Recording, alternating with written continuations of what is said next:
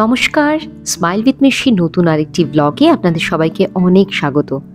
অনেক গল্প জমে আছে আপনাদের সাথে শেয়ার করার জন্য। তাহলে চলুন শুরু করা যাক আজকের ভিডিওটি।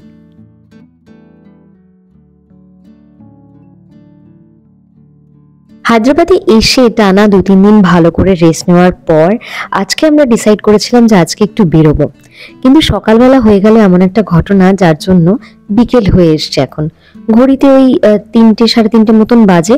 আমরা ছাদে এসেছিলাম আপনাদের সাথে এটা শেয়ার করার জন্য এখান থেকে বাইরের পরিবেশটা কতটা সুন্দর লাগে। আমার বোনের বাড়ি কিন্তু হায়দ্রাবাদ শহরে হলেও ওর বাড়িটা হায়দ্রাবাদ শহর থেকে কিন্তু অনেকটাই বাইরে, মানে বলতে গেলে পুরোটা সিটির বাইরে। দেখুন কি সুন্দর না চারিপাশটা। আর এই শহরটা যেহেতু পাহাড় কেটে বানানো, গোটা শহরটাই খুব সুন্দর। আমি এর আগেও হায়দ্রাবাদে এসেছি, আমার হায়দ্রাবাদ শহর ঘোরা, কিন্তু এইবার এসে যেটা দেখলাম একদমই মনে হচ্ছে না যে এই শহরটাতে আমি এর আগেও 6-7 মাস থেকে গেছি। প্রায় 12 বছর পর আমি আবার হায়দ্রাবাদে আসলাম। বেশ ভালো লাগছে, এখানকার ওয়েদারটা খুবই সুন্দর। আর চারপাশটা দেখুন এত ফাঁকা, আরো ভাল লাগছে। আকাশটা দেখেছেন? মনে হচ্ছে আকাশ কেন ডাকছে। ও হ্যাঁ, বলছিলাম না সকালবেলা একটা কাণ্ড ঘটেছে। এই যে কাণ্ড ঘটিয়েছেন ইনি। এটা হলো আর্ট, আর ইনি হলেন আর্টিস্ট। আজকে এত বছর পরে উনি আমাকে কামড়ে দিয়েছেন সকালবেলা। আর এই কামড়ানোর রিজন সেটাও আপনাদের বলবো যে কামড়ানোর কারণটা কি। কিন্তু এই দেখে মনে হবে এই নিষ্পাপ শিশুটি এরকম কোনো কাজ করতে পারে? একবারও ওর মনে করে গিল্টি ফিল হচ্ছে না যে ও এরকম একটা কাজ করেছে? এই যে কারণ, আমার বোনের ছেলে, ওর নাম হলো ডোরা। ডোরা আর রূপু দুজনের সাথে ভেবেছিলাম খুব ভালো বন্ধু হয়ে যাবে, কিন্তু না, দুজন একে অপরের সাথে একদম বন্ধুত্ব করতে রাজি নয়। সকালবেলা খুব মারপিট করেছে, আগের দুদিনও খুব মারপিট করেছে। আজকে সকালবেলা আমি যখন ওদের বাঁচাতে গেছিলাম তখন আমাকে রূপু হাতের মধ্যে একটু কামড়ে দেয়, যদিও বেশি কামড়ায়নি। আর আমরা আসার আগে রূপুর একটা ভ্যাকসিনেশন ছিল, তো সেই কারণে আমি টিটেনাস নেওয়ার কথা ভাবিনি, কারণ বেশি কিছু হয়নি, জাস্ট ওর দাঁতগুলো খুব শার্প বলে একটু জাস্ট লেগে গেছে। চলুন এখন বেরোনো যাক, অনেকটাই সন্ধে হয়ে গেছে। শীতকালের বিকেল খুব তাড়াতাড়ি অন্ধকার হয়ে যাবে, আর না হলে যে জায়গায় যাচ্ছি সেই জায়গায় আজকে তাড়াতাড়ি করে পৌঁছাতেও পারবো না, আর বেশিক্ষণ থাকতেও পারবো না। চলুন যাওয়া যাক। এসে গেছি আমরা। জায়গাটির নাম শিল্পারামম। এই জায়গাটিতে আর্ট অ্যান্ড ক্রাফটের সম্ভার। এর আগেও আমি এসেছিলাম। চলুন আপনাদের জন্য আরেকবার রিভিজিট করা যাক জায়গাটা।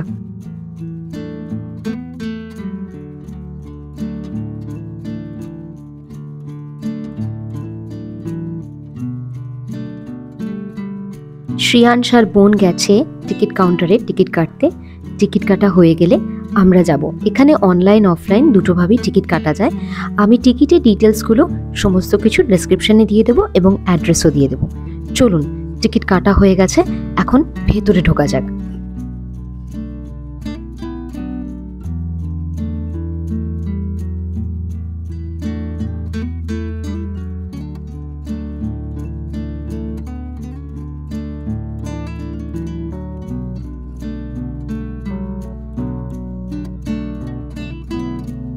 এখানে যখন আমি প্রথমবার আসি তখন বললে ভুল হবে না যে এই জায়গাটির সাথে আমি শান্তিনিকেতনের সোনাঝুরি হাটের প্রচুর মিল পেয়েছিলাম।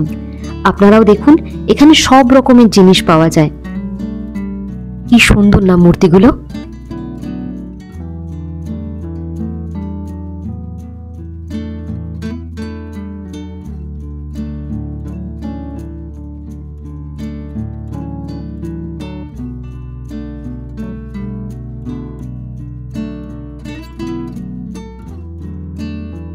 পেন্টিং গুলো দেখেছেন?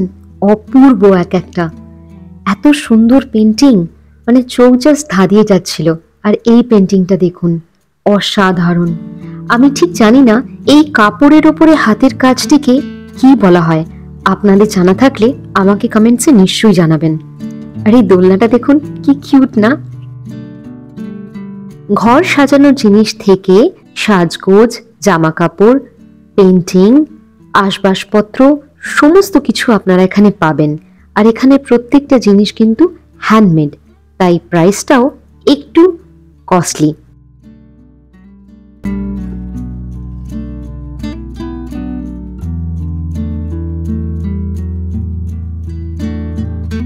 ভিডিওর শুরুতেই বললাম না, পুরো শহরটা পাহাড় কেটে বানানো, তাই প্রত্যেকটা জায়গায়, শহরের আনাচে কানাচে প্রত্যেকটি জায়গায় দেখতে পাবেন পাথর কেটে শহরটাকে কি সুন্দর করে সাজানো হয়েছে।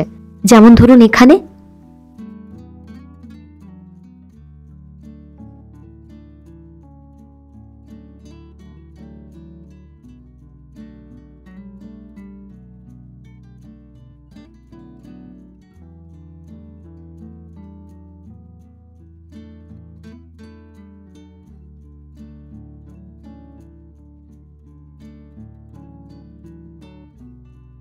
যাই, এখন একটু হাঁটি হাঁটি পা করে উপরের দিকে যাওয়া যাক। ওটা একটা নাকি সেলফি পয়েন্ট, চলুন দেখা যাক কত ভালো সেলফি ওঠে। মা, শ্রেয়াঞ্জ আর বোন অলরেডি আগে পৌঁছে গেছে। আমি আপনাদের জন্য ঘুরে ঘুরে একটু শট নিচ্ছিলাম, না নিজের জন্য বটে। এগুলো আসলে আমার কাছে স্মৃতি হয়ে থাকবে সারা জীবন। চলুন কি কি ছবি তুললাম সেটাও দেখিয়ে দিই।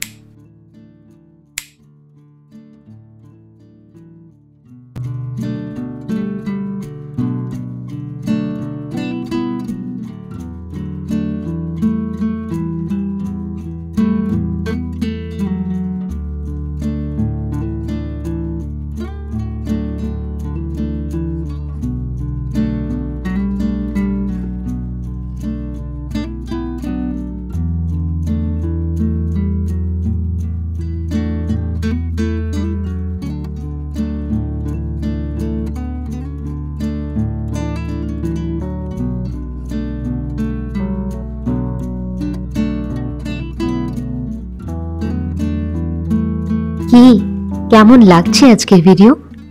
আমি আজকে কিন্তু বেশি কথা বলবো না। আমি চাইবো আপনারা প্রাণ ভরে আজকের ভিডিওটি উপভোগ করুন। কিন্তু হ্যাঁ, ভিডিওটি শেষ হওয়ার পরে আমাকে কিন্তু কমেন্টসে নিশ্চয়ই জানাবেন আজকের ভিডিওটি কেমন লাগলো।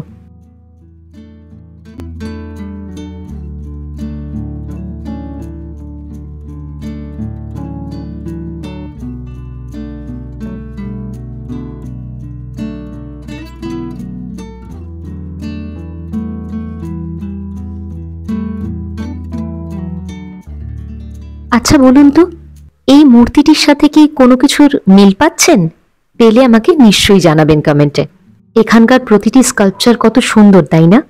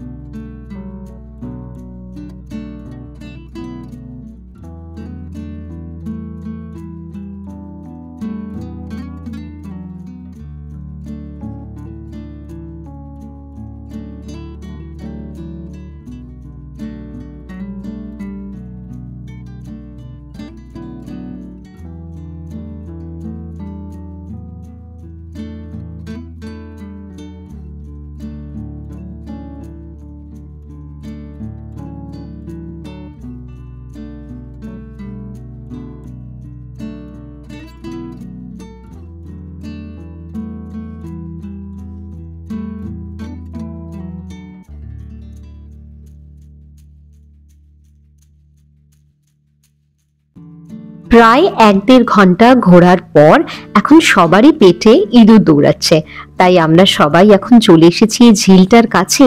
এই ঝিলটার কাছেই একটা ছোট্ট রেস্টুরেন্ট রয়েছে, তো এখন আমরা সবাই ওখানে যাব, গিয়ে কিছু একটা স্ন্যাক্স অর্ডার দিই, আর একটু চায় বা কফির সাথে খাওয়া যাবে। এখানে চা বা কফির সাথে খাওয়ার মতন অনেক কিছু আইটেমই আছে। হায়দ্রাবাদে এসে যেটা সব থেকে ফেমাস দেখলাম সেটা হলো পুনুগুলু। আমি 1 প্লেট পুনুগুলু অর্ডার করেছি। দেখুন কি সুন্দর না দেখতে, তালের বড়ার মতন মনে হচ্ছে না দেখতে? অ্যাকচুয়ালি এগুলো ধোসা ব্যাটার দিয়ে তৈরি হয়। লেফট ওভার ধোসা ব্যাটার যেটা থেকে যায় ওটা দিয়ে বড়ার মতন করে ভেজে দেওয়া হয়, এবং এখানে অনেক রকমের পুনুগুলু পাওয়া যায়।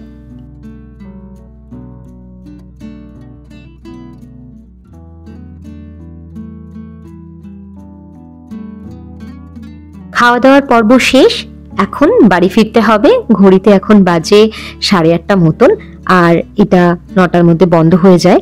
আশা করছি আজকের ভিডিওটি আপনাদের সবার খুব ভালো লেগেছে। জায়গাটি খুব সুন্দর।